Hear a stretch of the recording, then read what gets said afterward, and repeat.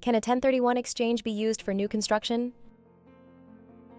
A 1031 tax deferment can be used on many types of investment property exchanges. However, can an investor use a 1031 exchange for an upcoming construction project? The simple answer is yes, but the process can be complex. In general, the IRS prevents using funds from a 1031 exchange for new construction projects. However, they do have guidelines under which it can be done. In a basic 1031 exchange, the funds from the sale of an investment property are used to buy a similar new investment. In the right circumstances, under IRS guidelines, the taxpayer can defer capital gains taxes on that sale. Eligibility for a 1031 exchange for new construction is multifaceted, and there are many variables to consider. How it works. First, and most important, is that the title to the new construction property is in the name of someone other than the taxpayer exchanger. To do this, the exchanger names an independent third-party representative. The representative can be an exchange accommodation title holder, often called an EAT, or qualified intermediary, also known as a QI. The assigned representative's name will be the name on the purchase agreement and who will receive the title.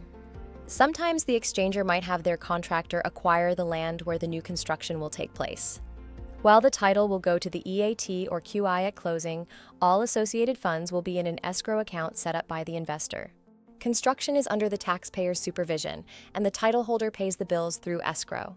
The assigned representative holds the title until construction is complete or for the 180-day exchange period, which is the time allocated by the IRS to complete the acquisition of a new property after the sale of a relinquished property.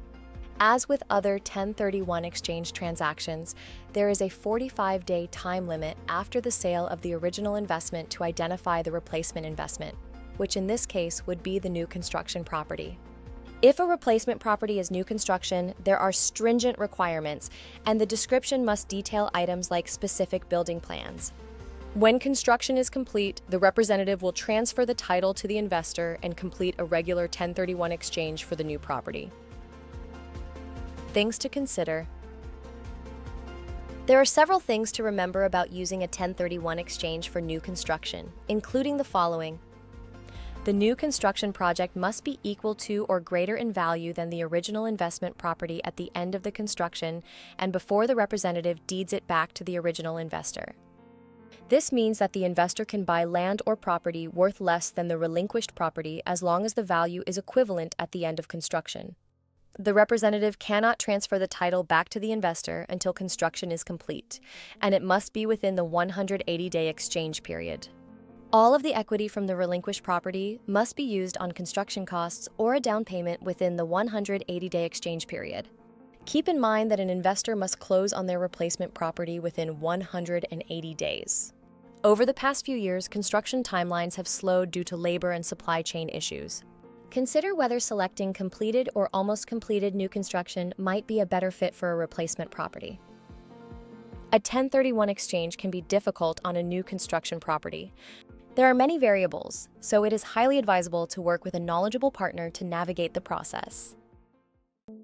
Let Realized build you a passive, diversified portfolio designed with minimal uncertainty while avoiding as much capital, income, and estate taxes as possible.